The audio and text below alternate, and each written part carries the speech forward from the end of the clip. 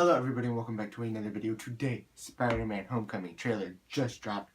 Like with any Marvel movie you would expect, it's a great trailer. I really enjoyed it. I really liked the whole, how Peter Parker's finally, he looks like he belongs kind of in high school, because with Andrew Garfield and he was in high school for the first movie, and then he graduated in the second one. And Tobey Maguire, like he was in college, so we never really got like the real origin. Like they've told Spider-Man's origin basically in every one of his movies, but he's never been like a young kid. Like it seems like in high school, because when his origin was kind of like when he became Spider-Man, I'm trying to say he was 15, so he wasn't like a senior yet, like Andrew Garfield and like Tobey Maguire. We're just gonna leave him out of this conversation because he wasn't even in school. So it is nice to see. We're not really sure if he's a senior or anything yet. He kind of looks like he's a junior, but like an old-looking junior. You know, like those kind of guys at school. But like he kind of looks like one of those. So that was like really cool to see, because like I've been waiting for that, and I kind of knew when they cast him that that is kind of what they're going for. And they kind of said that they wanted to show him in school more. They wanted him to be more of a kid than an adult, you know, because like that's who he was when he came to be Spider-Man. Also, we have Tony Stark. Tony Stark is going to be in this movie, and it looks very, very cool. I do like the relationship. I did like when in Civil War, Tony came and recruited him. I didn't like how he recruited him to fight.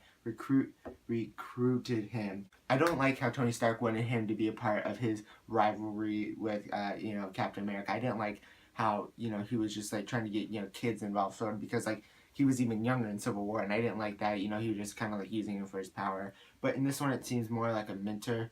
But it's like Tony Stark wouldn't be the best. Like you could see in the trailer when he's like, don't do whatever I wouldn't do, and do stuff I would do, or something like that. And he said, you operate right here. He's just very vague. Like a mentor, like Captain America, he would teach you and train you and tell you what's right and what's wrong. Tony just gives you like new tech, and he says just good luck out there. So I do like the relationship. I don't like how he's kind of like his mentor. Maybe I would have liked somebody to be his mentor. We don't even know if that's even going. Maybe there is somebody in the movie that's going to be like that to him. But it seems like Tony Stark is most likely playing that part. And I don't see him. I think he's there for more of a tie-in to the MCU, because we've had, like I said, Tobey Maguire and Andrew Garfield, and it's like they've been disconnected from the MCU, and they wanted to show people, hey, this is in the MCU, we're here, and he's going to be a part of the Avengers Infinity War, and he's going to be a part of the MCU now. So they needed a way to tie in to the MCU, and like what better way than the biggest character and the guy that started it all. So they brought in Tony Stark, Iron Man. And of course it was filled with jokes and Spider-Man filled themes and everything. But I kind of do see a problem. I don't necessarily know, like we really never know what's going on from like the first trailer, but like especially in this one, I couldn't get a grasp of like what the big plot was gonna be. Like the Vulture, of course, he's going to be the villain, and he might even not even be like the main villain. He might not even be like the main like problem in this movie. Maybe his high school life is his main problem, like half and half, like the Lizard kind of was, and like Gwen Stacy was like Lizard and Gwen Stacy in the Amazing Spider-Man. So maybe they're going to do something like that with this movie. They're going to kind of give the villain role kind of a side seat, but still a big part, like the main villain, but he's like not as big as a main villain in a Captain America movie, because they're trying to like introduce Spider-Man in this way, and I just don't see the plot. I mean, you see like Childish Gambino's character, and you see just like Shocker, and you see Vulture, and and you see Tony, and you kind of just like, maybe it's because I watched the trailer twice and I haven't really seen I'm making this literally like 2 minutes. There's a fly in this. There's a fly in this room. Get the fuck out of here. I'm making this video literally 2 minutes after I watched the trailer like twice in a row. There's two trailers. There was the international one, and then there was the main official trailer. I watched the international and the main official trailer, but the international one was kind of just a shortened version. There was like no really new footage except for like maybe one line. So I watched it basically twice, and maybe that's why I didn't really get the plot. Maybe you guys know. Maybe you guys watching will tell me in the comments like what your guys' best guess is, or they may have already released it and I just missed it. So let me know if you know what that what's actually like gonna happen in this movie. I am glad though that they did bring in a new villain. They brought in Vulture and they brought in Shocker. And if it wasn't for a little hero clicks that I had 3, maybe 4 years ago, of Shocker, I would have no idea really who he was until he was cast in this movie. So it's nice that they're bringing a small villain like that, and the Vulture, and because we've seen the Green Goblin in the first Spider-Man movies, and then we saw Harry kind of, yeah, he did turn into the Green Goblin in Spider-Man 3.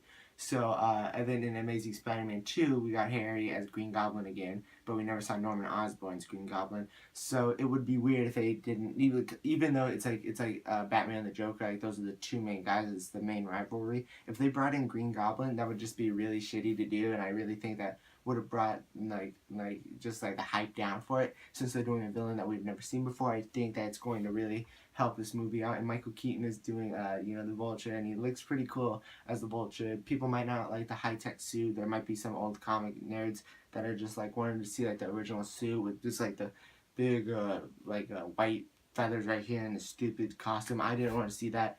I'm okay. I'm somebody who is okay with changing a character's costume or a character's personality if it does help out the movie or the show or the plot in any way. Like Mr. Terrific, I said in my Arrow video last night, it doesn't work. And Captain Steel and Legend of Tomorrow, if you guys watch that or search Captain Steel and Legend of Tomorrow, if you look at his costume, it looks so stupid. I hate it so much. I don't know why. I mean, it might just, I don't know. It's his costume. It looked okay in the comics. Like I have no problem with out there costumes in comics, but like once it comes to like live action and we're kind of trying to base it in reality in some way, because comics are fine for out there plots and out there ideas and out there characters. So it's fine if anybody there, they can have any costume in comic books, I'm fine. But when you bring it into live action, I do think it should be toned down a little, and I do think even out there costumes should be toned down, but like regular ones like Green Arrow, like that can stay because it kind of works, and. But I don't know. I think I'm a fan of changing. I'm okay with Vulture changing his looks from his original look because of like it just like fits the movie better, and it might just be too high tech. I don't know. It might be a little too high tech. Because like I've always imagined the Vulture is just like in a jumpsuit with like feathers. So this might just be a too dramatic change. I think it might be. It might be a little too much. But from what I saw, it looks okay. It looks like I could deal with it. But I really can't tell until we get like the second trailer and like I can tell what's going on in the movie to see like what I'm gonna think about it. And then ultimately nobody ever knows until you actually see the movie. I would have bet $1,000. I would have bet like everything I had that Suicide Squad was going to be a dope movie just from the trailers because it looks so good from the trailers, and I would have lost all my money. So I hope you guys enjoyed this video. If you did, leave a like, and then if you did, remember to just leave a comment telling me like what's happening in this movie, and like because like I'm not gonna ask you, oh, tell me what you think about it, because everybody loves Marvel, everybody loves Spider-Man, you can't deny that you love him. So like let me know some like random things about Spider-Man that let me know random facts or whatever, and then tell me what you guys think is going on and like what the plot is gonna be like with Tony and Vulture and everybody, and like it's like another origin, which is weird, but I'm okay with another origin because we didn't really get the best origin before. Like Andrew Garfield's origin wasn't that good, and Tobey Maguire I really wanted a good origin, so I think this one's going to do that for me. So I'll see you guys in the next video. Goodbye.